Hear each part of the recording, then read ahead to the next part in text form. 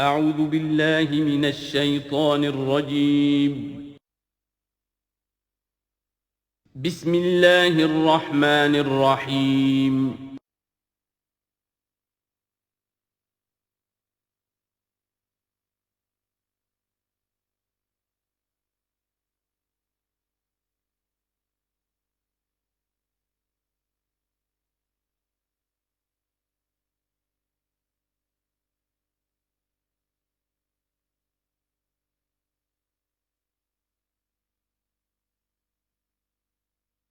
اعوذ باللہ من الشیطان الرجیم بسم اللہ الرحمن الرحیم وَيُعَلِّمُهُ الْكِتَابَ وَالْحِكْمَةَ وَالتَّوْرَاةَ وَالْإِنْجِيلَ وَرَسُولًا إِلَى بَنِي إِسْرَائِيلَ صدق اللہ العظیم۔ اس آیہ مبارکہ کے بارے میں ایک نقطہ تو میں بیان کر چکا ہوں کہ تقابل جو ہے ذہن میں رکھنا چاہیے کہ حضرت یحییٰ علیہ السلام کے بارے میں ان کے لیے جو بھی توصیفی کلمات اللہ تعالیٰ نے ارشاد فرمائے ان میں آخری ہے نبیم من الصالحین، اور حضرت عیسیٰ علیہ السلام کے لیے یہاں پر جو الفاظ آئے ہیں وہ رسولاً الی بنی اسرائیل، اس کو نوٹ کر لیجئے، پھر آئندہ چل کر اس کے اور بھی حوالے آئیں گے۔ دوسری بات جو نوٹ کرنے کی ہے وہ یہ کہ کتاب اور حکمت اور تورات اور انجیل، ان چار چیزوں کے مابین جو تین واو آئے ہیں ان میں سے دو واو عطف ہیں، ایک واو تفسیر ہے۔ اللہ ان کو سکھائے گا کتاب اور حکمت، یعنی تورات اور انجیل۔ یہ درمیانی واو جو ہے یہ یعنی کے معنی میں ہے، اس لیے کہ جیسا کہ میں کئی مرتبہ پہلے بتا چکا ہوں، تورات میں صرف احکام تھے، حکمت نہیں تھی۔ انجیل میں صرف حکمت ہے، احکام نہیں ہے، اور اسی نقطے کو سمجھ لینے سے ساری گتھی حل ہوتی ہے، اور اگر اسی کو نہیں سمجھا ہے لوگوں نے تو پھر بہت ان کے ذہنوں میں پریشانیاں رہتی ہیں۔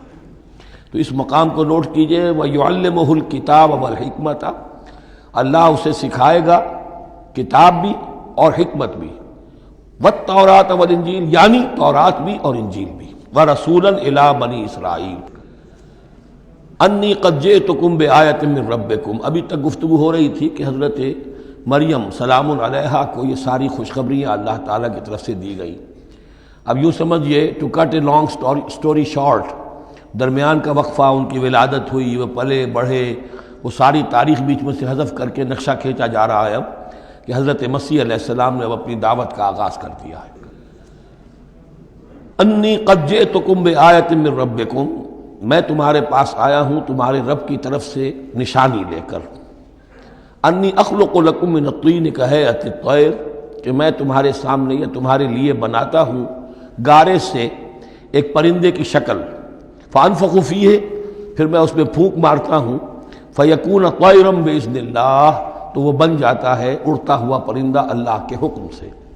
یہاں آپ نوٹ کرتے جائیے گا، ہر معجزے کے بعد باذن اللہ باذن اللہ باذن اللہ، یعنی یہ میرا کوئی دعویٰ نہیں ہے، میرا کوئی کمال نہیں ہے، یہ جو کچھ ہے وہ اللہ کے حکم سے ہے۔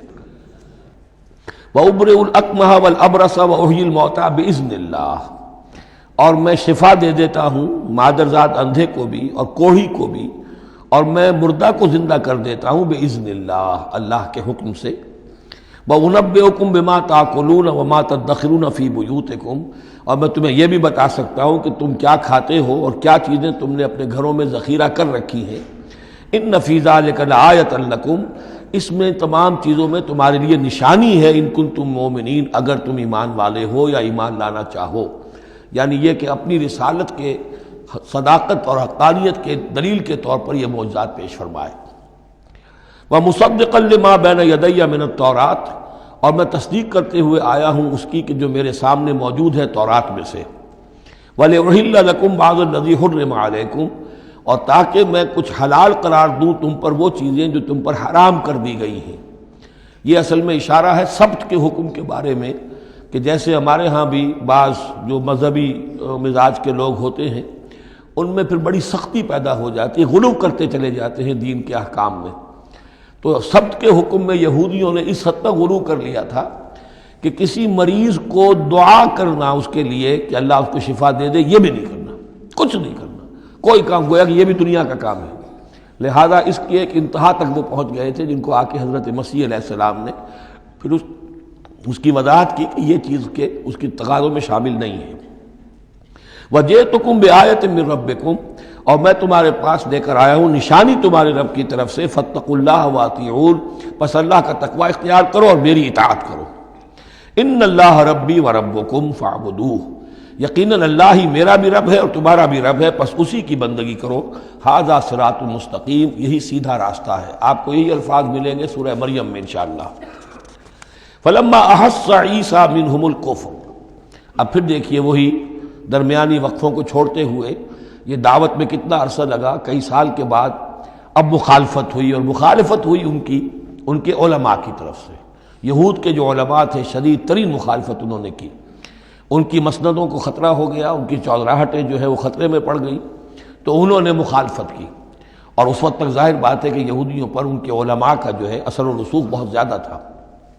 فلما احس عیسیٰ منہم الکفر، جب عیسیٰ نے محسوس کیا ان سے کفر کی شدت کہ اب یہ مخالفت پر تل گئے ہیں، قال من انصاری الی اللہ، تو انہوں نے ایک پکار لگائی، ایک ندا دی، ایک دعوت عام دی، کون ہے جو میرے مددگار ہے اللہ کی راہ میں؟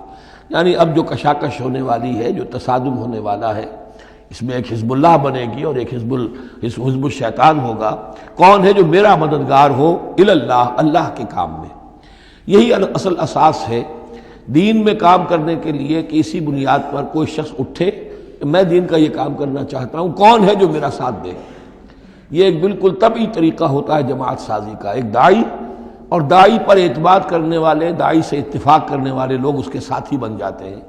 ساتھی اس کے ذاتی اعتبار سے نہیں ہوتے، اس کی حکومت قائم کرنے کے لیے نہیں، اللہ کی حکومت قائم کرنے کے لیے، اس کی سرداری کے لیے نہیں، اللہ تعالیٰ کے دین کے غلبے کے لیے۔ قال الحواریون نحن انصار اللہ، کہا حواریین نے کہ ہم ہیں اللہ کے مددگار۔ حواری جو ہے اصل میں اس کے معنی ہے دھوبی، جو کپڑے کو دھو کر صاف کر دیتا ہے۔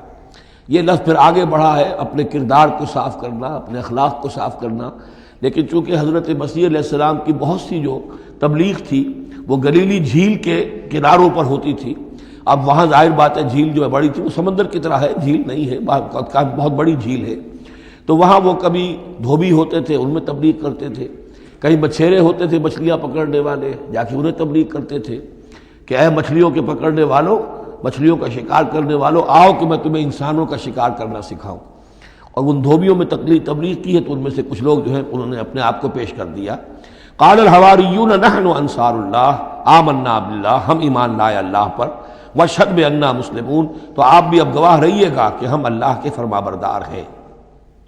ربنا آمنا بما انزلت، اے رب ہمارے ہم ایمان لے آئے اس پر جو تو نے نازل فرمایا، واتبعنا الرسول، اور ہم اتباع کر رہے ہیں تیرے رسول کی، فاکتبنا مع الشاہدین، تو اے پروردگار ہمارا نام گواہوں میں لکھ لے۔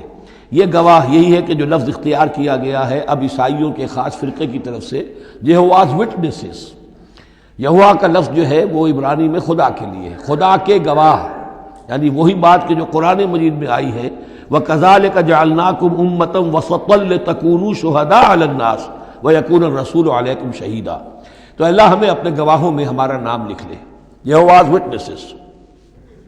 فَاكْتُبْنَا مَعَ الشَّاهِدِينَ، مراد یہ نہیں ہے کہ یہ یہواز وٹنسز وہ لوگ ہیں، میں نے صرف وہ لفظ کی مناسبت کہ انہوں نے یہ لفظ کیوں اختیار کیا ہے، تو یہ لفظ قدیم ہے، اسلامی حکمت اور اسلام کی مصطلحات جو ہیں ان میں اس کی ایک حیثیت ہے۔ وَمَكَرُوا وَمَكَرَ اللَّهُ، اب انہوں نے بھی چالیں چلی اور اللہ نے بھی چال چلی۔ وہ جو ان کے فریسی بیٹھے ہوئے تھے، علماء بیٹھے ہوئے تھے، وہ چالیں چل رہے تھے کسی طرح اس کو پکڑوائیں، کسی طرح، اس لیے کہ وہاں جو حکومت تھی وہ یہودیوں کی نہیں تھی، اگرچہ یہودی ایک بادشاہ تھا، پپٹ کنگ، جیسے کنگ فاروق ہوتے تھے مصر کے اندر، اصل حکومت انگریزوں کی تھی لیکن کنگ فاروق بیٹھے ہوئے ہیں، اسی طرح کا وہ پپٹ کنگ تھا کہ جو یہودیوں میں سے تھا، اصل حکومت تھی رومیوں کی، اور رومی گورنر پائلیٹس پونٹس وہ وہاں پر موجود تھا، اور اس طرح کی کوئی کیپٹل پنشمنٹ جو ہے وہ یہودی خود نہیں دے سکتے تھے جب تک کہ وہ جو اصل گورنر ہے اس کی طرف سے اس کا حکم صادر نہ کیا جائے، لیکن ان کی مذہبی عدالتیں تھیں، اس میں بیٹھ کر یہ ان کے مفتی، ان کے فریسی، ان کے علماء بیٹھ کے فیصلے کرتے تھے، اور اگر وہ فیصلہ دے دیتے تھے تو ان فیصلوں کی ایگزیکیوشن جو ہے وہ پھر رومن گورنمنٹ کے تھرو، اور وہ ہوتی تھی اس کی جو تنفیذ جو ہے وہ پائلٹس پونٹس کے ذریعے سے، لہذا ان کے ہاتھ بندھے ہوئے تھے۔ اب کسی طریقے سے پھنسوائیں اس کو، سوال الٹے سیدھے کرنے، ایسے سوال کرنے کہ وہ جواب دیں تو اس میں بغاوت کی بو آ جائے، تو کہیں دیکھو یہ رومیو یہ تمہارا باغی ہے۔ اس طرح کی وہ چالیں چل رہے تھے۔ وَمَكَرُوا وَمَكَرَ اللَّهُ، اللہ کی اپنی چال تھی۔ اب اللہ کی چال کیا تھی؟ اب اس کی تفصیل قرآن میں نہیں ہے، یعنی یہ کہ ان کے حواریین میں سے ہی ایک نے دھوکہ دیا اور حضرت مسیح علیہ السلام کو گرفتار کروایا۔ اب اس کے بعد اللہ تعالیٰ نے جو کچھ انجیل برنباس میں ہے، قرآن میں نہیں ہے، حدیث میں نہیں ہے، ہمارے اولین جو مفسرین ہیں ان کے ہاں بھی نہیں ہے، لیکن یہ انجیل برنباس، ایونجیلیم برنابے، جو پوپ کی لائبریری سے برآمد ہوئی ہے، اس کے اندر یہ تفصیل ہے کہ جس حواری نے آپ کو غداری کر کے پکڑوایا تھا، گرفتار کروایا تھا، اس کی شکل حضرت مسیح کی بدل دی اللہ نے، اور وہ پکڑا گیا، سولی وہ چڑھا ہے، اور حضرت مسیح پر وہ ہاتھ ڈال ہی نہیں سکے، بلکہ جس باغ میں آپ روپوش تھے، جیسے ایک کوٹھڑی سی بنی ہوئی تھی جس میں کوئی آلات وغیرہ رکھ دیتے ہیں، اس باغ میں وہ روپوش تھے اور اس کوٹھڑی میں عبادت کر رہے تھے، باقی جو ان کے حواری ہیں 12 وہ باہر تھے۔ اس وقت وہ سٹک گیا، ایک شخص وہاں سے چپکے سے گیا کہ اب میں پکڑواؤں گا، اور جا کر جو ہے وہ سپاہیوں کو لے آیا، رات کے وقت نیلے لے کر آئے۔ اس نے کہا میں اندر جاؤں گا، جسے میں کہوں اے ہمارے استاد بس پکڑ لینا وہی مسیح ہے، اس لیے کہ رومیوں کو کیا پتا تھا وہ مسیح کون ہے، وہ تو یہودی ہے، لہذا جیسے ہمارے ہاں پولیس والوں کو کیا پتا ہے وہ آئے ہیں، آئیڈینٹیفائی کون کرے گا۔ تو اس نے کہا کہ میں کہوں گا اے میرے آقا میرے استاد بس پکڑ لینا۔ اب یہ جب اندر داخل ہوا تو جیسے ہی کمرے میں داخل ہوا، اس کوٹھڑی میں اس کی چھت پھٹی، 4 فرشتے نازل ہوئے، حضرت مسیح کو لے کر وہ چلے گئے، اور اس شخص کی شکل جو ہے وہ بدل دی گئی حضرت مسیح والی۔ اب یہ گھبرا کر باہر نکلا تو دوسرے حواریین جو تھے انہوں نے کہا اے ہمارے استاد، اور ادھر سے وہ سپاہی جو ہیں داخل ہو گئے، انہوں نے اسی کو قابو کیا، سولی وہ چڑھا ہے اصل میں، حضرت مسیح نہیں۔ لیکن یہ ساری تفاصیل جو ہیں یہ قرآن میں بھی نہیں ہے، حدیث میں بھی نہیں ہے۔ جب حدیث میں نہیں ہے، قرآن میں نہیں ہے، تو ہمارے مفسرین کے پاس بھی نہیں ہو سکتی تھی۔ لیکن یہ کہ یہ شہادت جو ہے یہ در حقیقت انہی کے گھر سے ہمیں ملی ہے، اور یہ پوری طریقے سے فٹ ان کرتی ہے، پوری طریقے سے قرآن کا جو بیان ہے اس میں یہ پوری طرح فٹ ہوتی ہے۔ وَمَكَرُوا وَمَكَرَ اللَّهُ، انہوں نے اپنی سی چالیں چلی، اللہ نے اپنی چال چلی، وَاللَّهُ خَيْرُ الْمَاكِرِينَ، اور اللہ تعالیٰ جو ہے وہ بہترین چال چلنے والا ہے۔ اِذْ قَالَ اللَّهُ يَا عِيسَىٰ إِنِّي مُتَوَفِّيكَ وَرَافِعُكَ إِلَيَّ، یاد کرو جب کہ اللہ نے عیسیٰ سے کہا عیسیٰ میں تمہیں اب لے جانے والا ہوں۔ یہ لفظ ہے کہ جس کو قادیانیوں نے اصل میں بہت بڑی بنیاد بنایا ہے اپنے غلط عقیدے کی، کہ وفات مسیح ہو چکی ہے۔ اس لفظ کو اچھی طرح سمجھ لیجئے، وفا کے معنی ہے پورا کرنا، وعدہ وفا کرو، وفا۔ اب اس سے جب کہا جائے کسی کو پورا دینا تو باب تفعیل میں آئے گا وفا یوفی توفیتاً، وہ ہم پڑھ چکے ہیں، ووفیت کل نفس فکیف اذا جاء، جب وہ دن آئے گا ووفیت کل نفس ما عملت، جو کچھ انہوں نے کیا ہوگا پورا پورا ان کو دے دیا جائے گا۔ یہ دیکھ لیجئے آیت نمبر 25، فَكَيْفَ إِذَا جَمَعْنَاهُمْ لِيَوْمٍ لَا رَيْبَ فِيهِ وَوُفِّيَتْ كُلُّ نَفْسٍ مَا كَسَبَتْ وَهُمْ لَا يُظْلَمُونَ، ہر ایک کو بھرپور پورا بدلہ اس کے اعمال کا دے دیا جائے گا۔ یہ ہے کسی کو پورا دینا، کسی سے پورا لے لینا، یہ باب تفاعل ہوگا، توفا یا توفا، کسی کو پورا لے لینا، تو پورا لے لیتا ہے اللہ تعالیٰ نے۔ یہ لفظ جو ہے پورا بتمام و کمال، یہ گویا کہ منطبق ہوتا ہے حضرت مسیح پر، کہ حضرت مسیح کو ان کے جسم اور جان سمیت اللہ لے گیا۔ ہم جب کہتے وفات پا گیا تو یہ ہے استعارتاً، جسم یہی رہ گیا، صرف جان گئی ہے۔ اور یہی لفظ قرآن میں آتا ہے نیند کے لیے بھی، اللہ یتوفی الانفس حین موتہا، اس لیے کہ نیند میں بھی یہ ہوتا ہے کہ خود شعوری نکل جاتی ہے انسان میں سے، اگرچہ زندہ ہے، اب اس کو اگر کوئی چیونٹی کاٹ رہی ہے تو جاگ جائے گا، لیکن ویسے اس کی خود شعوری ختم ہو چکی ہے، اور روح کا تعلق ہے خود شعوری کے ساتھ۔ تو نیند میں بھی اللہ تعالیٰ روح کو قبض کر لیتا ہے، اس کے لیے بھی توفی کا لفظ ہے۔ پھر جب انسان مرتا ہے تو روح اور جان دونوں چلی گئیں اور صرف جسم رہ گیا، یہ بھی توفی ہے۔ اور سب سے زیادہ مکمل توفی کیا ہے کہ اللہ تعالیٰ حضرت مسیح کو ان کے جسم، جان اور روح تینوں سمیت سموچے حضرت مسیح کو زندہ جو کا توں لے گیا۔ یہ ہے عقیدہ جو مسلمانوں کا ہے، اور جہاں تک لفظ کا تعلق ہے اس میں قطعاً کوئی بات جو ہے اس میں ایسی نہیں ہے کہ جس سے کوئی شخص دلیل پکڑ سکے، سوائے اس کے کہ ان لوگوں کو بہکانا آسان ہے جنہیں عربی زبان کی گرامر سے واقفیت نہیں، وہ ایک ہی وفات جانتے ہیں۔ وفات 3 ہو گئی ہیں اضلوع قرآن جو میں نے آپ کو سمجھائی ہیں۔ اس قال اللہ یا عیسیٰ انی متوفیکا، میں تمہیں لے جاؤں گا، ورافعک الیہ، اور تمہیں اپنی طرف اٹھا لوں گا، ومطہرک من الذین کفروا، اور تمہیں پاک کر دوں گا ان لوگوں سے جنہوں نے تمہارے ساتھ کفر کیا ہے، وجاعل الذین اتبعوک فوق الذین کفروا الی یوم القیامہ، اور جو لوگ بھی تیری پیروی کریں گے انہیں بھی ہمیشہ ہمیشہ کے لیے قیامت تک ان کے اوپر رکھوں گا کہ جنہوں نے کفر کیا ہے تیرے ساتھ، جو تیرا انکار کر رہے ہیں یہودی، اس کے بعد سے جو پسے ہیں آج تک پس رہے ہیں۔ حضرت مسیح سن 30 میں اٹھا لیے گئے یا 33 میں، اور اس کے بعد سے آپ کو معلوم ہے کہ مسلسل سن 70 عیسوی میں ہیکل سلیمانی ختم ہوا، 1,20,000 یا 1,33,000 یہودی ایک دن میں ٹائٹس نے قتل کیے یروشلم میں، حضرت مسیح کے رفع سماوی کے 40 برس بعد۔ ان کا ہیکل سلیمانی بھی وہ جو ہے وہ ختم کر دیا گیا، اب اس کی ایک دیوار ہے، میں بتا چکا ہوں 1927-28 برس ہو گئے ہیں کہ ان کا کعبہ گرا پڑا ہے۔ 1917 سے پہلے تک، بلکہ یوں سمجھیے پہلے 500 برس تک تو ان کا داخلہ بھی ممنوع تھا۔ یہ تو حضرت عمر کے ہاتھوں جب فتح ہوا ہے، یہ ڈائسپورا کا ان کا پیریڈ کہلاتا ہے۔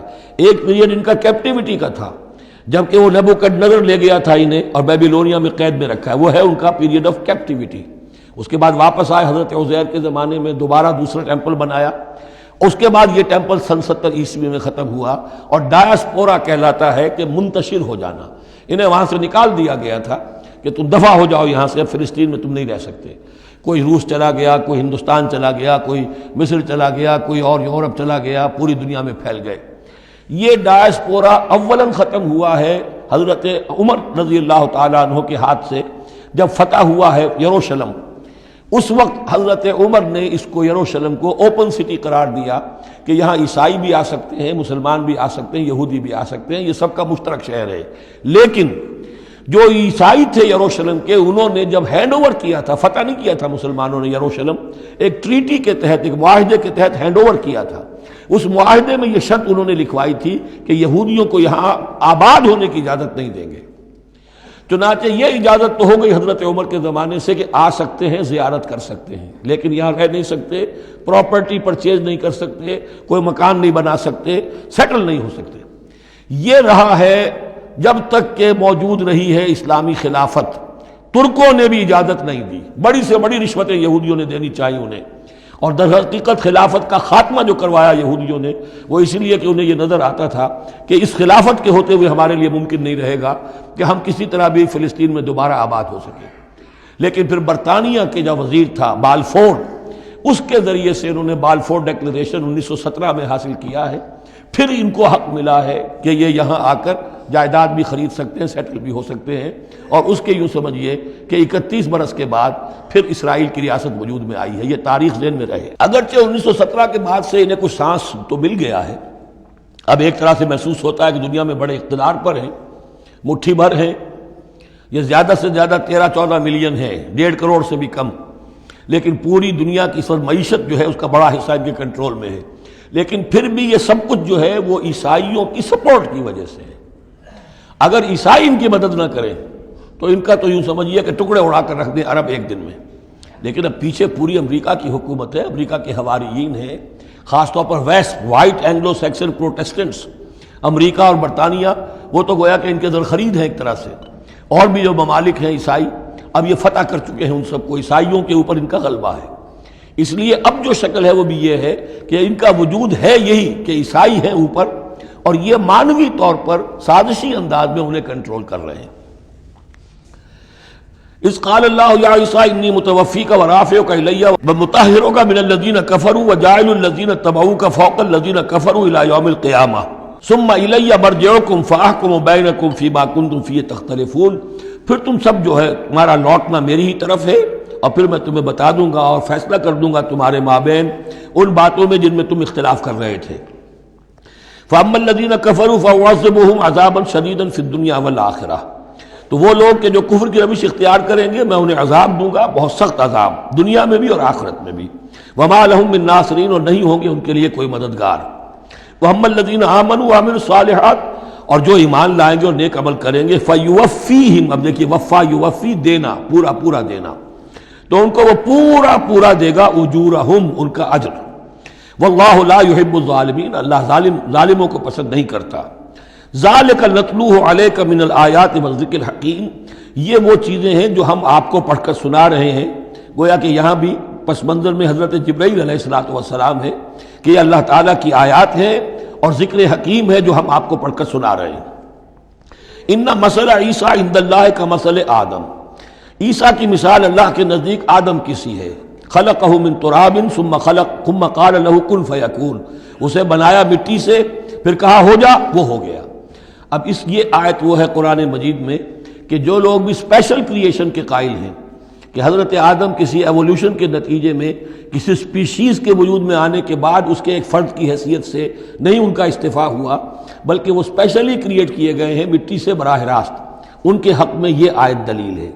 تو یہ جو بھی نظریات ہیں ابھی، چونکہ ایولیوشن بھی ہے تو وہ بھی نظریہ ہے، تھیوری آف اسپیشل کریشن ہے وہ بھی نظریہ ہے۔ نظریوں کے باب میں انسان ادھر ادھر کوئی رائے رکھ سکتا ہے، ابھی یہ کوئی طے شدہ حقائق نہیں ہے۔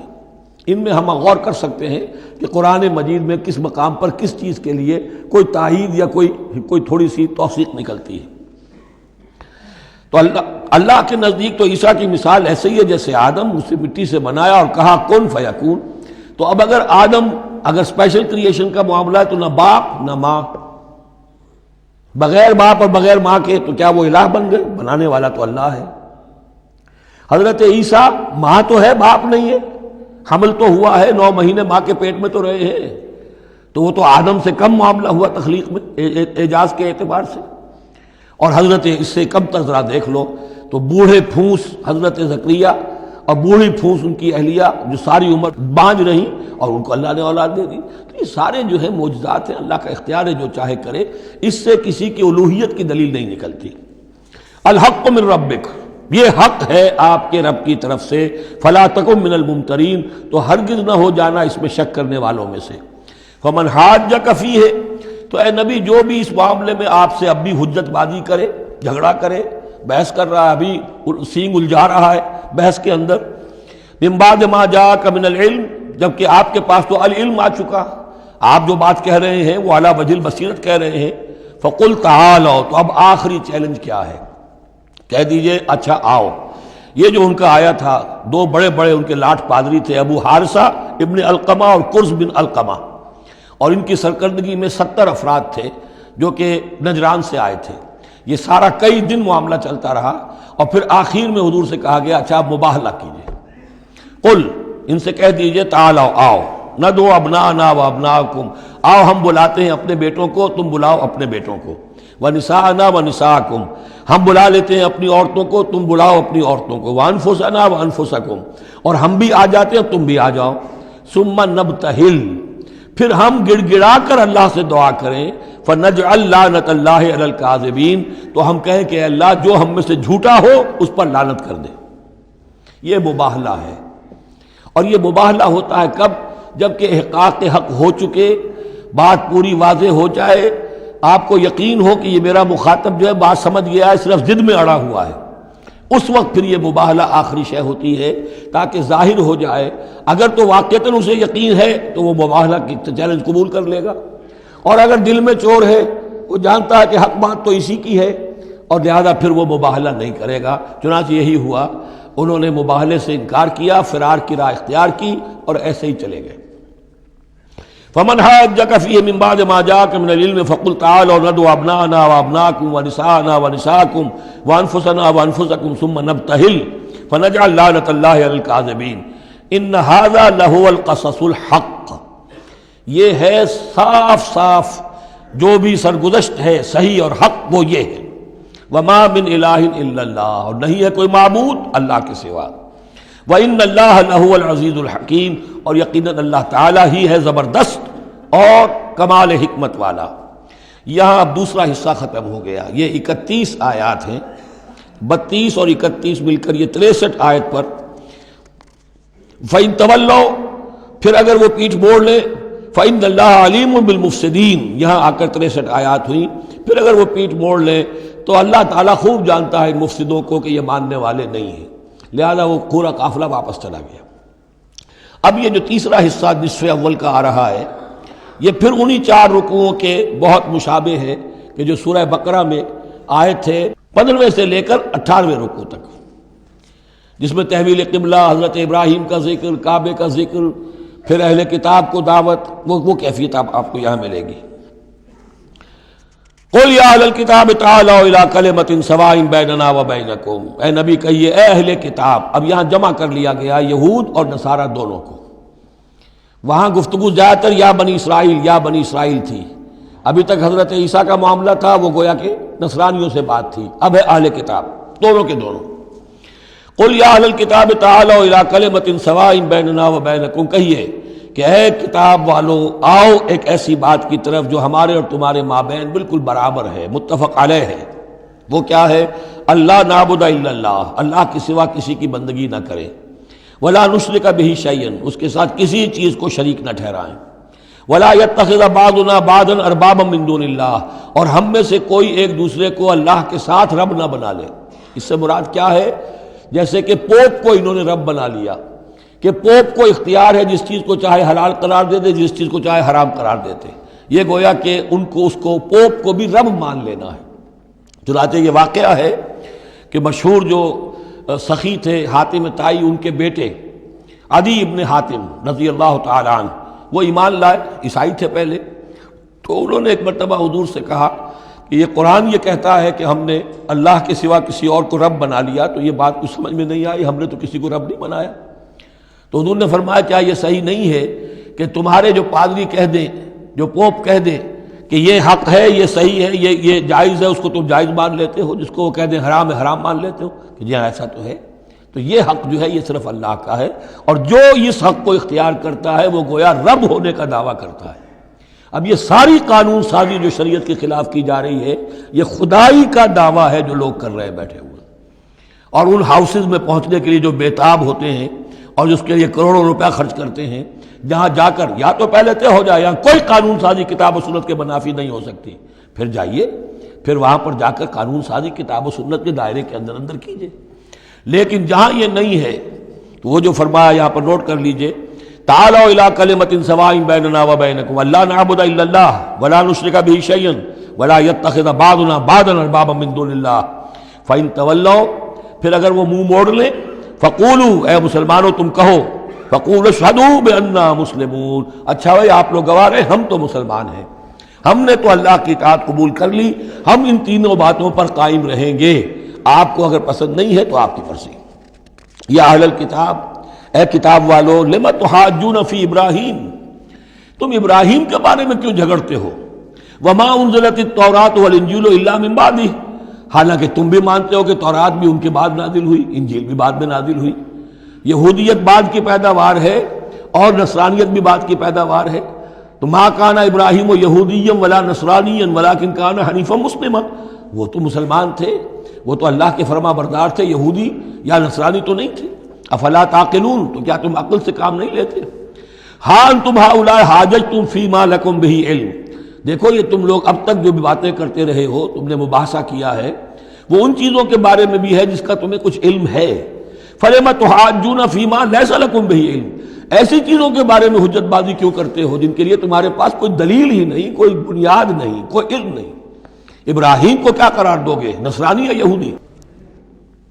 واللہ یعلم وانتم لا تعلمون، اللہ جانتا ہے تم نہیں جانتے. ما کان ابراہیم یہودیا ولا نصرانیا، اچھی طرح تمہیں بھی معلوم ہے ابراہیم نہ یہودی تھے نہ نصرانی تھے، ولکن کان حنیفا مسلما، وہ تو اللہ کے فرما بردار تھے بالکل یکسو ہو کر.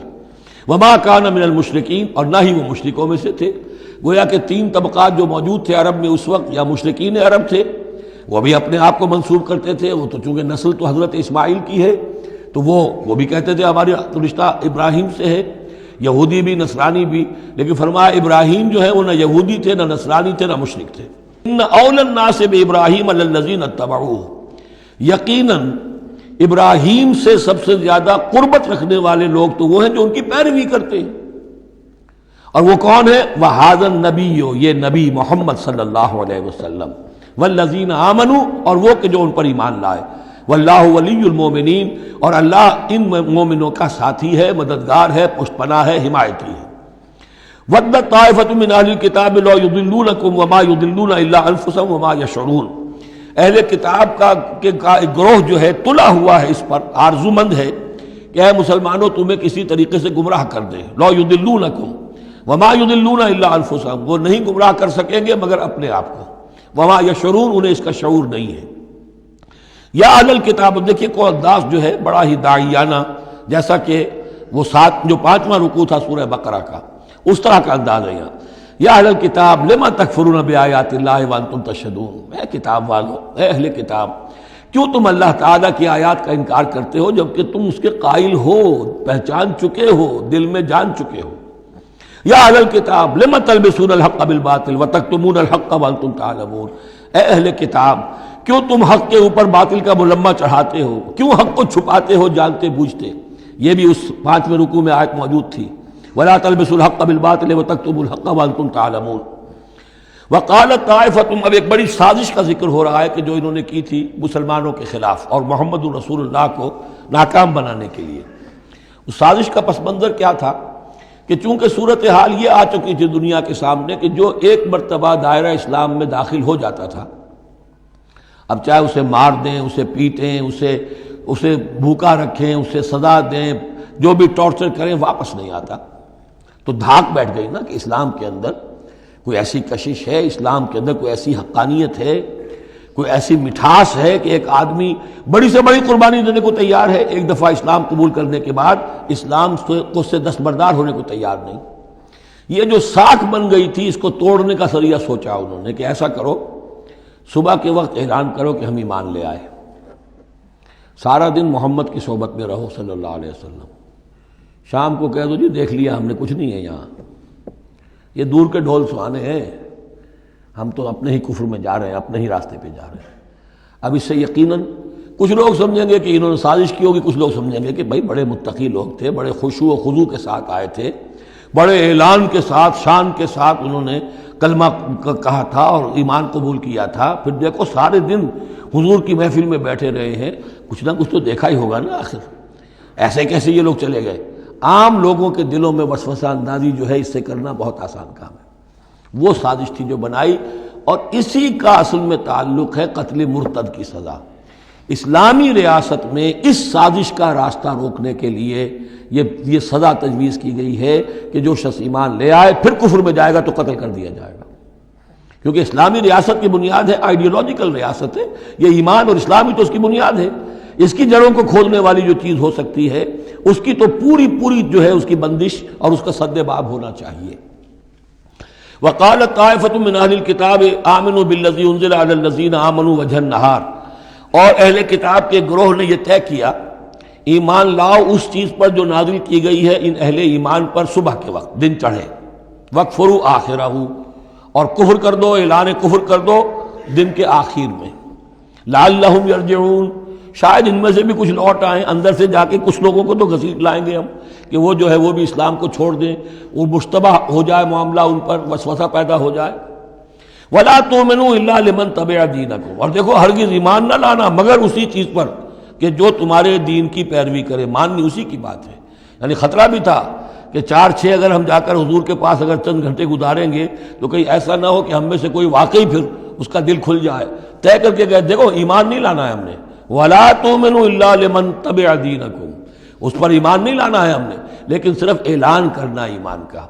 یہ ہے مثال قرآن مجید میں شعوری نفاق، یعنی جو وقت انہوں نے گزارا ہے یہ ہے تو اسلام کا، قانوناً تو مسلمان ہیں، اگر اس دوران میں ان میں سے کوئی مر جاتا تو اس کی نماز جنازہ پڑھی جاتی، لیکن انہیں معلوم تھا کہ ہم مسلمان نہیں ہیں، جبکہ ایک وہ غیر شعوری نفاق ہے کہ اندر ایمان ختم ہو چکا ہے لیکن انسان سمجھتا ہے میں تو مومن ہوں، حالانکہ اس کا کردار وہ جو ہے منافقانہ ہے، اس کا عمل منافقانہ ہے، اور اس کے اندر سے ایمان کی پونجی جو ہے جیسے کہ دیمک کسی کڑی کو کھا جائے تو شیطین کو چٹ کر چکی ہے دیمک، لیکن یہ کہ بہرحال اوپر ایک پردہ پڑا ہوا ہے، وہ ہے غیر شعوری نفاق اور یہ ہے شعوری نفاق۔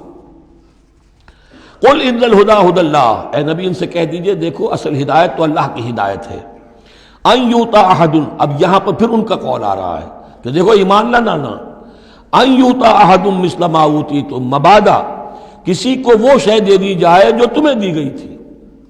یہ رسالت، یہ مذہبی پیشوائی، یہ تو ہماری میراث تھی، ہم اگر انہیں مان لیں گے تو وہ چیز ہم سے ان کو منتقل ہو جائے گی، لہذا ماننا تو نہیں ہے، لیکن یہ کہ ان کی بہرحال کسی طریقے سے ہوا اکھیڑنے کے لیے ہمیں یہ کام کرنا ہے۔ اور یحاجوکم عند ربکم، یا تمہارے خلاف حجت قائم کریں اللہ کے نزدیک۔ قل ان الفضل بید اللہ، کہہ دیجئے ان سے کہ فضل کل کا کل اللہ کے ہاتھ میں ہے، یؤتی ہے من یشاء، وہ جس کو چاہتا ہے دیتا ہے۔ اس نے 2000 برس تک ایک منصب پر تمہیں فائز رکھا، اب جو ہے تم اس منصب کے نااہل ثابت ہو چکے ہو، تمہیں معزول کر دیا گیا، اور اب ایک نئی امت ہم نے بنائی ہے اور اس کو اس مقام پر نصب کر دیا ہے، انسٹالیشن ہو چکی ہے۔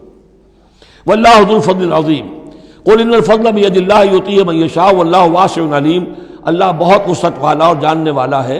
یختص برحمتہ من یشاء، وہ مختص کر لیتا ہے اپنی رحمت کے لیے جس کو چاہتا ہے۔ واللہ ذو الفضل العظیم، اللہ بڑے فضل کا مالک ہے۔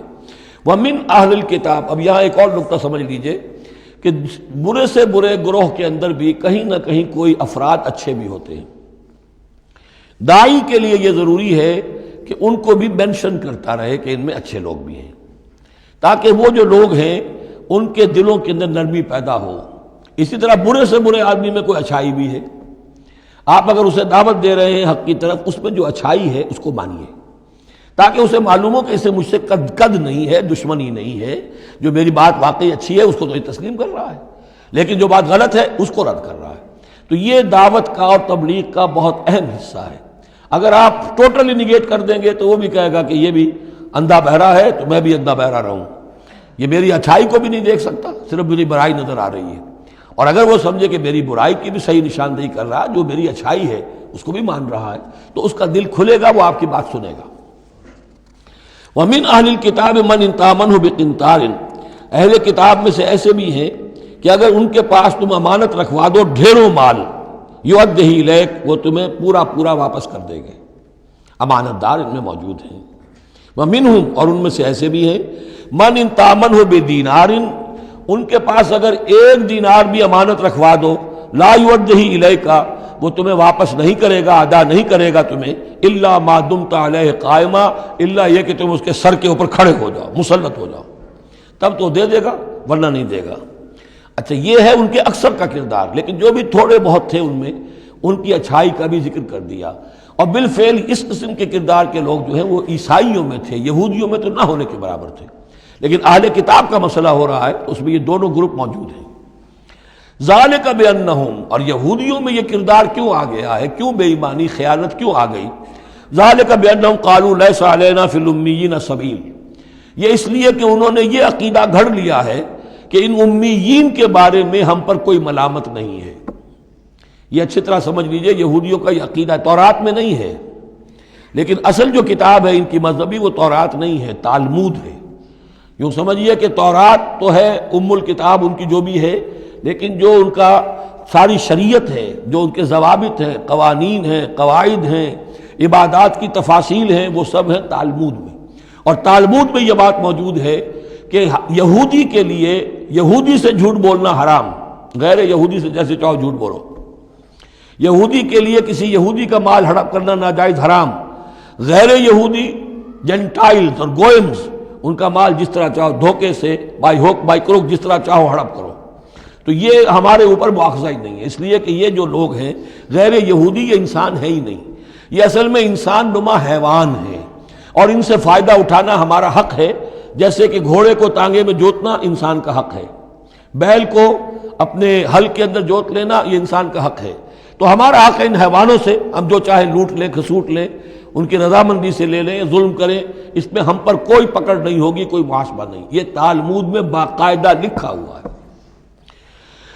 ذالک بانہم قالوا، اس لیے کہ ایک پکچر بھی اس پر بنی ہے جو امریکہ کے عیسائیوں نے بنائی ہے، the other side of Israel, جس میں کہ انہوں نے ایک شخص نے ایک یہودی کتب خانے میں جا کر کتابیں نکال کر پھر اس کے اوپر نشان لکھا کر یہ چیزیں لکھی ہوئی ہیں کہ یہودیت کا جو اصل چہرہ ہے وہ اس ڈاکومنٹری کے اندر، ویڈیو کے اندر واضح کر دیا گیا ہے ان کی کتابوں کے حوالے سے۔ ذالک بانہم قالوا لیس علینا فی الامیین سبیل، یہ اس لیے ہے ان میں یہ خیانت اور بے ایمانی اور جھوٹ اور دغا کہ انہوں نے یہ عقیدہ گھڑ لیا ہے کہ غیر یہودی لوگوں کے بارے میں ہم سے کوئی پرسش ہی نہیں ہے، کوئی ہمارے اوپر کوئی ذمہ داری ہے ہی نہیں۔ وَيَقُولُونَ عَلَى اللَّهِ الْكَذِبَ وَهُمْ يَعْلَمُونَ، اور وہ تو اللہ تعالیٰ کی طرف نسبت دے رہے ہیں، منسوب کر رہے ہیں جھوٹ کو، اور وہ جانتے بوجھتے کر رہے ہیں، ان کے علماء جانتے ہیں۔ بَلَا مَنْ أَوْفَىٰ بِعَهْدِهِ وَاتَّقَىٰ فَإِنَّ اللَّهَ يُحِبُّ الْمُتَّقِينَ، کیوں نہیں، جو کوئی بھی اللہ کے ساتھ کیا ہوا اپنے عہد کو پورا کرے گا اور تقویٰ کی روش اختیار کرے گا تو اللہ تعالیٰ کو تو متقین پسند ہے۔ ان الذین یشترون بعہد اللہ وایمانہم ثمنا قلیلا، یقیناً وہ لوگ کہ جو اللہ تعالیٰ سے جو عہد انہوں نے کیا تھا اسے فروخت کرتے ہیں اور اپنی قسموں کو فروخت کرتے ہیں حقیر سی قیمت پر، جب دیکھتے ہیں کہ ہماری بات لوگ جو کچھ شک کر رہے ہیں، اچھا جی ہم خدا کی قسم کھا کر کہتے ہیں کہ ایسا ہے، اب یہ جھوٹی قسمیں۔ ثمنا قلیلا اولئک لا خلاق لهم فی الآخرہ، یہ وہ لوگ ہیں کہ جن کے لیے کوئی حصہ نہیں ہے آخرت میں۔ ولا یکلمہم اللہ، نہ اللہ ان سے کلام کرے گا۔ ولا ینظر الیہم یوم القیامہ، اور نہ ان کی طرف نگاہ کرے گا قیامت کے دن۔ ولا یزکیہم، نہ ان کو پاک کرے گا۔ یہ بھی سورہ بقرہ میں تقریباً پورا مضمون آ چکا ہے۔ ولہم عذاب علیم، ان کے لیے دردناک عذاب ہے۔ وان منہم لفریقا یلوون السنتہم بالکتاب، اور ان میں سے ایک گروہ ایسا بھی ہے جو اپنی زبان کو توڑتا مروڑتا ہے کتاب کو پڑھتے ہوئے، وہ الفاظ کو ذرا سا ادھر ادھر سے مروڑ کر معنی اور پیدا کر لیتے تھے۔ ان سے کہا گیا حتہ کہو تو ہنتا بنا دیا، بجائے اس کے کہ اللہ ہماری گناہ جھاڑ دے، ہمیں گیہوں دے۔ انہوں نے کہنا ہے تم نے سمعنا واطعنا، سمعنا وعصینا، تو وہ اسی طریقے کا معاملہ وہ کرتے تھے۔ تورات کو پڑھتے ہوئے بھی جب دیکھا کہ جو سائل آیا ہے وہ فتویٰ مانگ رہا ہے، اس کی پسند کچھ اور ہے، تو الفاظ کو توڑ مروڑ کر پڑھ کر کہہ دیا کہ دیکھو یہ کتاب کے اندر موجود ہے۔ وَإِنَّ مِنْهُمْ لَفَرِيقًا يَلْوُونَ أَلْسِنَتَهُمْ بِالْكِتَابِ لِتَحْسَبُوهُ مِنَ الْكِتَابِ، تاکہ تم سمجھو کہ وہ کتاب میں سے ہے۔ وَمَا هُوَ مِنَ الْكِتَابِ، وہ کتاب میں سے نہیں ہوتا۔ وَيَقُولُونَ هُوَ مِنْ عِنْدِ اللَّهِ، اور وہ کہتے ہیں یہ اللہ کی طرف سے ہے۔ وَمَا هُوَ مِنْ عِنْدِ اللَّهِ، جبکہ وہ اللہ کی طرف سے نہیں ہوتا۔ فَوَيْلٌ لِّلَّذِينَ يَكْتُبُونَ بِأَيْدِيهِمْ، یہ پڑھ چکے ہیں سورہ بقرہ کے اندر بھی کہ وہ لوگ کہ جو اپنے ہاتھوں سے لکھتے ہیں کہتے ہیں کہ اللہ کی طرف سے ہے۔ وَيَقُولُونَ عَلَى اللَّهِ الْكَذِبَ وَهُمْ يَعْلَمُونَ، وہ اللہ پر جھوٹ تہمت باندھتے ہیں جانتے بوجھتے۔ مَا كَانَ لِبَشَرٍ أَن يُؤْتِيَهُ اللَّهُ الْكِتَابَ وَالْحُكْمَ وَالنُّبُوَّةَ، کسی انسان کا یہ کام نہیں ہے، کسی انسان کے شایہ نشان نہیں ہے کہ اللہ تعالیٰ نے تو اس کو کتاب دی ہو، حکمت دی ہو، نبوت دی ہو۔ ثم یقول للناس کونوا عبادا لی من دون اللہ، پھر وہ لوگوں سے کہنے لگے کہ میرے بندے بن جاؤ اللہ کو چھوڑ کر۔ یہ اشارہ ہو رہا ہے اب نصرانیوں کی طرف کہ تمہارے طرف ہم نے رسول بھیجے، عیسیٰ ابن مریم کو ہم نے بھیجا، انہیں کتاب دی، ان کو حکم دیا، ان کو حکمت دی، نبوت دی، معجزات دیے، اور انہوں نے تو یہ اس کا کوئی امکان نہیں کہ وہ یہ کہتے کہ مجھے بنا لو اللہ کے سوا اپنا معبود۔ ما كان لبشر ان يؤتيه الله الكتاب والحكم والنبوة ثم يقول للناس كونوا عبادا لي من دون الله ولكن كونوا ربانيين بما كنتم تعلمون الكتاب وبما كنتم تدرسون۔ وہ تو یہی کہے گا، اور یہی کہا کہ حضرت عیسیٰ نے کہ اللہ والے بنو، اللہ کی بندگی کرو، ربانی بن جاؤ، اللہ والے بن جاؤ، اس چیز کے سبب کہ جو تم سکھلاتے ہو، دوسروں کو تعلیم دیتے ہو۔ اتامرون الناس بالبر وتنسون انفسکم وبما کنتم تدرسون، اور جو کچھ تم خود بھی پڑھتے تھے۔ یہ پڑھنا پڑھانا دین کا، سیکھنا سکھانا، تعلیم و تعلم قرآن، تعلیم و تعلم حدیث، تعلیم و تعلم فقہ، یہ اس لیے ہونا چاہیے کہ لوگوں کو اللہ والے بنایا جائے، نہ یہ کہ اپنے بندے بنا کر اور ان سے نذرانے وصول کر کے ان کا استحصال کیا جائے۔ وَلَا يَأْمُرُكُمْ أَن تَتَّخِذُوا الْمَلَائِكَةَ وَالنَّبِيَّ أَرْبَابًا، وہ کبھی بھی تمہیں اس بات کا حکم نہیں دے گا کہ تم فرشتوں یا انبیاء کو رب بنا لو۔ فرشتوں کو رب بنایا مشرکین مکہ نے، فرشتوں کے نام پر اپنی وہ مورتیاں انہوں نے بنائی، لات، عزا، منات، اور انہوں نے ایک نبی کو اپنا رب بنا لیا۔ ایامرکم بالکفر بعد اذ انتم مسلمون، تو کیا وہ ایسا بندہ اللہ کا جس کو اللہ نے نبوت سے سرفراز کیا ہو، کیا تمہیں وہ کفر کا حکم دے گا جبکہ تم مسلم ہو چکے ہو، تم نے فرما برداری اختیار کر لی ہے۔ وَإِذْ أَخَذَ اللَّهُ مِيثَاقَ النَّبِيِّينَ، اور یاد کرو جب کہ اللہ نے تمام انبیاء سے ایک عہد لیا تھا، لَمَا آتَيْتُكُم مِّن كِتَابٍ وَحِكْمَةٍ، جب بھی میں تمہیں دوں گا کتاب اپنی اور حکمت، ثُمَّ جَاءَكُمْ رَسُولٌ، پھر تمہارے پاس آئے کوئی اور رسول، نیا رسول، مُصَدِّقٌ لِّمَا مَعَكُمْ، جو کہ تمہارے ساتھ جو کچھ ہے اس کی تصدیق کرتے ہوئے آئے، لَتُؤْمِنُنَّ بِهِ وَلَتَنصُرُنَّهُ، تو تمہیں لازماً اس پر ایمان لانا ہوگا اور اس کی مدد کرنی ہوگی، کیونکہ انبیاء کا ایک سلسلہ چل رہا تھا، ہر نبی جو ہے آئندہ کی پیشن گوئی کر کے گیا ہے، اور یہ بھی ختم نبوت کے بارے میں بہت بڑی دلیل ہے کہ ایسی کسی شے کا ذکر قرآن میں یا حدیث میں نہیں ہے، بلکہ اس کے برعکس ہے کہ نبوت مجھ پر ختم ہو گئی ہے، ورنہ اس سے پہلے تمام انبیاء حضرت مسیح حضور کی بشارت دے کر گئے، تمام انبیاء کی کتابوں میں بشارتیں موجود ہیں۔ اگر آپ انجیل پڑھیں برنباس کی تو اس میں تو کوئی صفحہ خالی نہیں ہے جس میں کہ حضور کی بشارت نہ ہو اور حضور کے بارے میں خوشخبری نہ ہو، لیکن یہ کہ وہ باقی انجیلوں میں سے نکال دیا گیا۔ قال اقررتم واخذتم علی ذلکم اسری، اللہ نے فرمایا تم نے اقرار کر لیا اے نبیوں۔ اب یہ کہاں کیا گیا؟ یہ عالم ارواح میں، تمام نبی ایک دفعہ تو جمع نہیں ہو سکتے تھے، عالم ارواح میں یہ عہد لیا گیا ہے، تم نے اس کو قبول کیا اور اس پر میری ذمہ داری قبول کر لی۔ قالوا اقررنا، جیسے ہم سب کے سب کہہ کے آئے تھے الست بربکم قالوا بلا، ایسے ہی جنہیں نبوت سے سرفراز ہونا تھا ان کی ارواح سے یہ اضافی جو ہے عہد لیا کہ اگر میں تمہیں نبی بنا کر بھیجوں گا، تمہارے بعد جو نبی آئے گا پھر تمہیں اپنے لوگوں کو یہ کہہ کر جانا ہے کہ بعد میں آنے والے کی مدد کرنا اور اس کی نصرت کرنا، اس پر ایمان لانا۔ قال فاشهدوا وانا معكم من الشاهدين، تو اللہ نے کہا تو اچھا تم بھی گواہ رہو اور میں بھی گواہ ہوں۔ فمن تولى بعد ذلك، تو جس نے بھی منہ موڑ لیا اس کے بعد، فاولئک هم الفاسقون، تو یقیناً وہی ہے سرکش ناہنجار۔ افغیر دین اللہ یبغون، تو کیا یہ اللہ کے دین کے سوا کوئی اور دین چاہتے ہیں؟ وَلَهُ أَسْلَمَ مَنْ فِي السَّمَاوَاتِ وَالْأَرْضِ طَوْعًا وَكَرْهًا وَإِلَيْهِ يُرْجَعُونَ، جبکہ آسمانوں اور زمین میں جو کچھ ہے اللہ کے سامنے سر تسلیم خم کیے ہوئے ہے، چاہے خوشی سے اور چاہے مجبوراً، اور اسی کی طرف ان سب کو لوٹا دیا جائے گا۔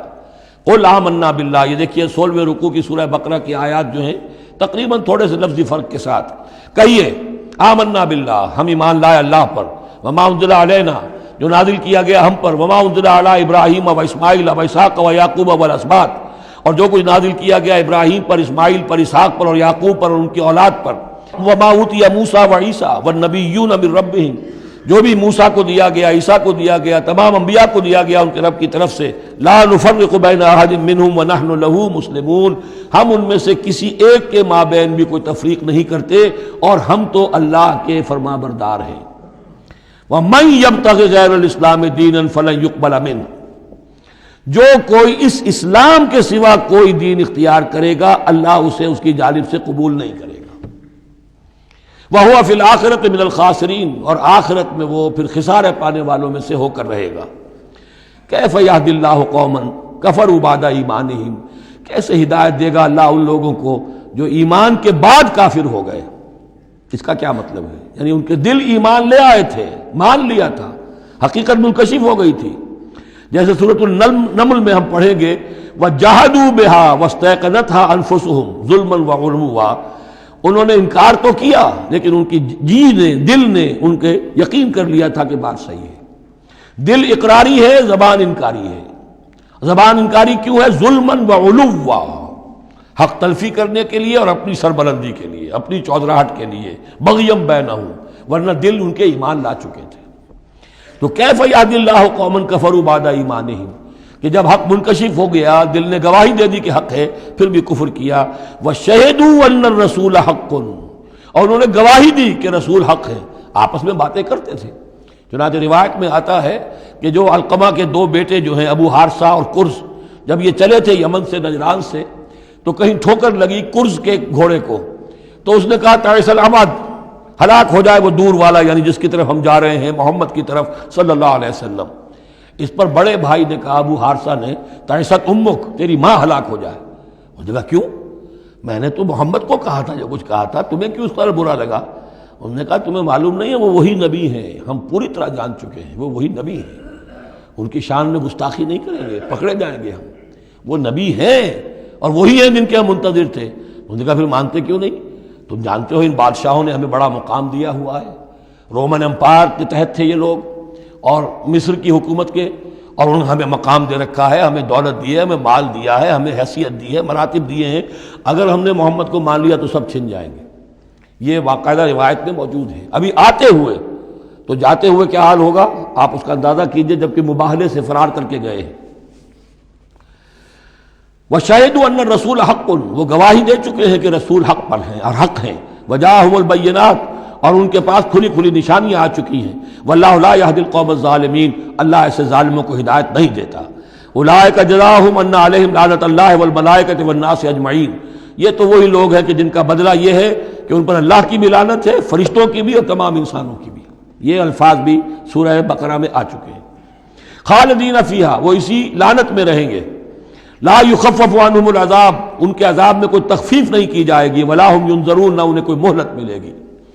الا الذین تابوا من بعد ذلک، ہاں ابھی دروازہ کھلا ہے توبہ کا، سوائے ان کے کہ جو اس کے بعد توبہ کر لیں، واصلحوا، اور اصلاح کر لیں اپنی یا نیک عمل کریں۔ فإن اللہ غفور الرحیم، تو ابھی توبہ کا دروازہ بند نہیں ہے، یقیناً اللہ غفور الرحیم ہے۔ ان الذین کفروا بعد ایمانہم ثم ازدادوا کفرا لن تقبل توبتہم، جو لوگ جنہوں نے کفر کیا اپنے ایمان کے بعد، حق کو پہچان لینے کے بعد، چاہے زبان سے مانا ہو یا نہ مانا ہو، پھر اگر وہ کفر کرتے ہیں یا ماننے کے بعد زبان سے مرتد ہو جاتے ہیں، ثم ازدادوا کفرا، پھر وہ اپنے کفر میں بڑھتے چلے گئے، لن تقبل توبتہم، ان کی توبہ کبھی قبول نہیں ہوگی۔ واولئک هم الضالون، اور وہ تو یقیناً گمراہوں میں سے ہیں۔ ان الذین کفروا وماتوا وهم کفار، یقیناً وہ لوگ کہ جنہوں نے کفر کیا اور فوت ہو گئے، مر گئے اسی حال میں کہ وہ کافر تھے، فلن يقبل من احدهم ملء الارض ذهبا ولو افتدى به، تو ان میں سے کسی ایک سے زمین کی مقدار کے مطابق سونا بھی فدیے میں قبول نہیں کیا جائے گا اگر وہ پیش کر سکے۔ اب ظاہر بات ہے یہ محال ہے، ناممکن ہے، لیکن یہ کہ بات سمجھانے کے لیے کہ وہاں پر کوئی فدیہ نہیں ہے، زمین کے حجم کے برابر بھی سونا دے کر اور کوئی چھٹنا چاہے گا تو نہیں چھوٹے گا۔ یہ وہی بات ہے، واتقوا یوما لا تجزی نفس عن نفس شیئا ولا يقبل منها شفاعۃ ولا یؤخذ منها عدل، کوئی فدیہ نہیں لیا جائے گا، ولا هم ینصرون، نہ ان کی مدد ہوگی۔ اولئک لهم عذاب علیم، یہ وہ لوگ ہیں کہ جن کے لیے ہے دردناک عذاب، وما لهم من ناصرین، اور نہیں ہوں گے ان کے لیے مدد کرنے والے۔ لن تنالوا البر حتى تنفقوا مما تحبون وما تنفقوا من شيء فإن الله به علیم۔ اس آیت کا حوالہ میں دے چکا ہوں آیہ بر کے ضمن میں کہ یہ جو نیکی ہے، مظاہر نیکی میں سے، عملی نیکی میں سب سے بڑی، سب سے پہلی، سب سے مقدم انسانی ہمدردی، اور انسانی ہمدردی میں اپنا مال خرچ کر سکنا، اور مال بھی وہ کہ جو محبوب ہو، ردی ہو، دل سے اتر گیا ہو، بوسیدہ ہو گیا ہو، وہ کسی کو دے کر اور سمجھا جائے کہ حاتم طائی کی قبر پر لات مار دی میں نے، تو وہ حماقت ہے اپنی جگہ پر۔ لن تنالوا البر حتى تنفقوا مما تحبون، تم ہرگز نہیں پہنچ سکو گے نیکی کے مقام کو جب تک کہ خرچ نہ کرو اس میں سے جو تمہیں پسند ہے۔ وما تنفقوا من شيء فإن الله به علیم، اور جو کچھ بھی تم خرچ کرو گے اللہ کو اس کا علم ہے۔ کل طعام كان حلا لبني اسرائیل الا ما حرم اسرائیل على نفسه من قبل ان تنزل التوراة، یہ بھی ایک جھگڑا تھا، یہودی کرتے تھے کہ ان کی شریعت میں اونٹ کا گوشت حرام تھا، حضور نے آ کر جو حرام چیزوں کا اعلان کیا اس میں اونٹ کا گوشت حرام نہیں ہے۔ ان کا اگر شریعت یہ وہی ہے، اگر شریعت موسوی ہے تو یہ تغیر کیسے ہو گیا؟ اس کی حقیقت بتائی ہے کہ تورات کے نزول سے قبل حضرت یعقوب علیہ السلام کو ذاتی جیسے بات ہوتی ہے کہ شاید ناپسند ہے، انہوں نے اونٹ کا گوشت اپنے اوپر حرام کر لیا تھا، جیسے حضور نے اپنی 2 ازواج مطہرات کی دلجوئی کے لیے بعض چیزیں جو حلال تھیں ان کی قسم کھا لی، یا ایھا النبی لما تحرم ما احل اللہ لک تبتغی مرضات ازواجک، یہ چیز ان کے ہاں روایت کے طور پر چلی آ رہی تھی، تو اللہ نے فرمایا لاؤ تورات اور دکھاؤ کہاں لکھا ہوا۔ تورات کے نزول سے پہلے یہ شکل حضرت یعقوب علیہ السلام کی تھی، اس کی تم پیروی کر رہے ہو۔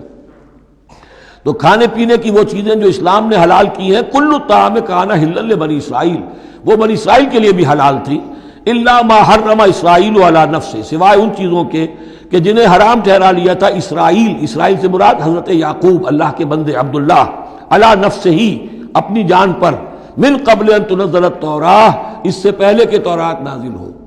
اس لیے کہ یہ تو 500 سال کا فصل ہے حضرت یعقوب میں اور نزول تورات میں۔ قل فاتوا بالتوراۃ فاتلوها، اے نبی ان سے کہیے تم جو اعتراض ہم پر کر رہے ہو تو لاؤ تورات اور پڑھو اور دکھاؤ، ان کنتم صادقین، اگر تم سچے ہو۔ شریعت تورات کے اندر کہیں بھی اونٹ کے گوشت کی حرمت نہیں ہے۔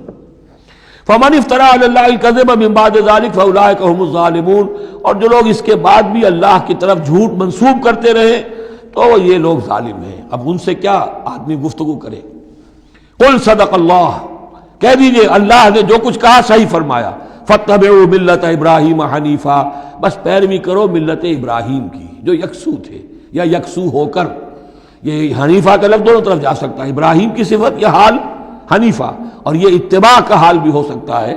فاتبعوا ملت ابراہیم حنیفا، یکسو ہو کر، بعد کی تمام تقسیمات سے بلندتر ہو کر جو ابراہیم کا طریقہ ہے اس کی پیروی کرو۔ وما کان من المشرکین، اور مشرکین میں سے نہیں تھے۔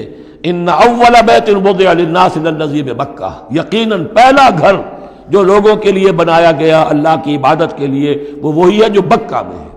بکہ اور مکہ یہ دو در حقیقت ایک ہی لفظ کے لیے دو پروننسیشن سے۔ ان اول بیت وضع للناس للذی ببکہ مبارکا وہدی للعالمین، برکت والا ہے اور تمام جہان والوں کے لیے ہدایت کا ذریعہ ہے۔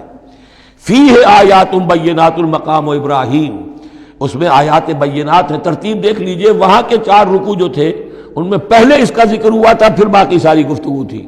یہاں ترتیب الٹ گئی ہے، ساری گفتگو کے بعد اب آخر میں یہ حصہ جو ہے تیسرا اس کا وہ ختم ہو رہا ہے، اس نصف اول کا، اور آخر میں تذکرہ حضرت ابراہیم کا ہے۔ مضامین وہی ہیں، ترتیب بدل گئی ہے۔ فی آیات بینات، اس میں تو بڑی روشن نشانیاں موجود ہیں۔ مقام ابراہیم، جیسے مقام ابراہیم۔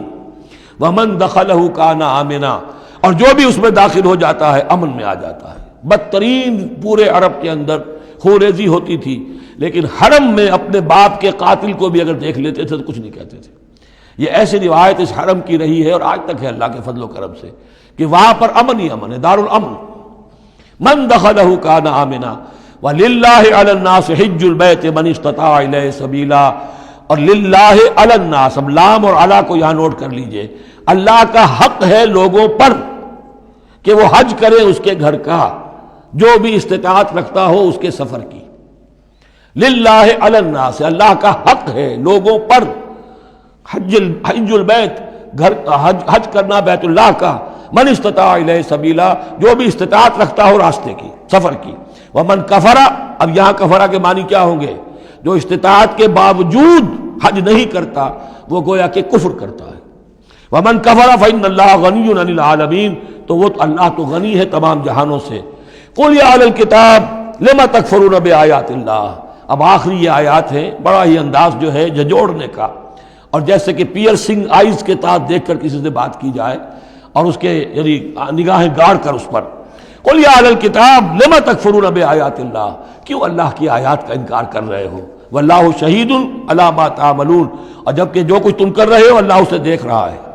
قل یا اہل الکتاب لم تصدون عن سبیل اللہ، کہہ دیجئے ہے کتاب والو کیوں روکتے ہو اور روکتے ہو۔ صدہ یا سدو دونوں معنی دیتا ہے، لازم بھی متعدی بھی، خود رک جانا دوسروں کو روکنا۔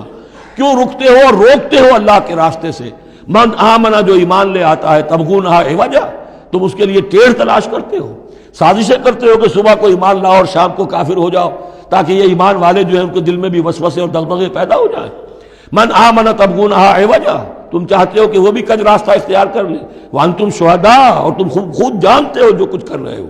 وما اللہ بغافل عما تعملون، اور اللہ غافل نہیں اس سے جو تم کر رہے ہو۔ لیکن ان تمام سازشوں کے جواب میں اہل ایمان سے کہا گیا یا ایھا الذین آمنوا ان تطیعوا فریقا من الذین اوتوا الکتاب یردوکم بعد ایمانکم کافرین، اے وہ لوگوں جو ایمان لائے ہو، اگر ان اہل کتاب کے ان کسی گروہ کی تم پیروی کرو گے تو یہ تمہیں لازماً لوٹا کر لے جائیں گے تمہارے ایمان کے بعد، پھر تمہیں کفر کی حالت میں لے جائیں گے۔ وَكَيْفَ تَكْفُرُونَ، اور سوچو تو صحیح کیسے کفر کرو گے، کیسے اس راستے پر جاؤ گے۔ وَأَنْتُمْ تُتْلَىٰ عَلَيْكُمْ آیَاتُ اللَّهِ، جبکہ تم پر اللہ کی آیات پڑھ کر سنائی جا رہی ہیں۔ وَفِيكُمْ رَسُولُهُ، اور تمہارے اندر اس کا رسول موجود ہے بنفس نفیس۔ اس سے آپ اندازہ کیجئے کہ علماء یہود کا کتنا اثر تھا۔ اوس اور خزرج کے لوگ بڑے مرعوب تھے، چونکہ یہ ان پڑھ لوگ تھے، کوئی کتاب نہیں، کوئی شریعت نہیں، کوئی قانون نہیں، یہ لوگ صاحب کتاب تھے، صاحب شریعت تھے، ان کے یہاں علماء تھے، تو مرعوب تھے۔ لہذا یہاں جو اوس اور خزرج کے لوگ اسلام لے آئے تھے ان کے بارے میں اندیشہ ہوتا تھا کہ کہیں ان ساری ریشہ دوانیوں کا شکار نہ ہو جائیں۔ وَكَيْفَ تَكْفُرُونَ وَأَنْتُمْ تُتْلَىٰ عَلَيْكُمْ آیَاتُ اللَّهِ وَفِيكُمْ رَسُولُهُ، کیسے کفر کرو گے تم جبکہ تمہیں اللہ کی آیات پڑھ کر سنائی جا رہی ہیں اور اللہ کے رسول تم میں موجود ہیں۔ وَمَنْ يَعْتَصِمْ بِاللَّهِ فَقَدْ هُدِيَ إِلَىٰ صِرَاطٍ مُسْتَقِيمٍ، اور جو اللہ سے چمٹ جائے اس کی ہدایت ہو گئی ہے صراط مستقیم کی طرف۔ جو اللہ کی پناہ میں آ جائے، جیسے بچہ اگر اسے خطرہ محسوس ہو، شیرخوار بچہ دوڑ کر آ کے ماں سے چمٹ جائے گا، اب وہ یہ سمجھے گا میں قلعے میں آ گیا ہوں، اب مجھے کوئی کچھ نہیں کہہ سکتا، میں اپنی ماں کی گود میں آ گیا، ماں سے چمٹ گیا۔ اسے کیا پتا کہ کوئی درندہ صفت انسان اسے کھینچے ماں کی گود سے، اچھالے اور کسی بلم کے اوپر کسی نیزے کی انی کے اندر پرو لے۔ ایک بچہ یہ سمجھتا ہے کہ میں ماں کے پاس آ گیا تو بس میں اب پناہ میں ہوں۔ ایسے ہی من یعتصم باللہ، جو اللہ کی پناہ میں آ گیا، فقد ہدی الی صراط مستقیم، اس کی ہدایت تو ہو گئی سیدھی راہ کی طرف۔ اللہم ربنا اجعلنا منہم، اللہم ربنا اجعلنا منہم، آمین۔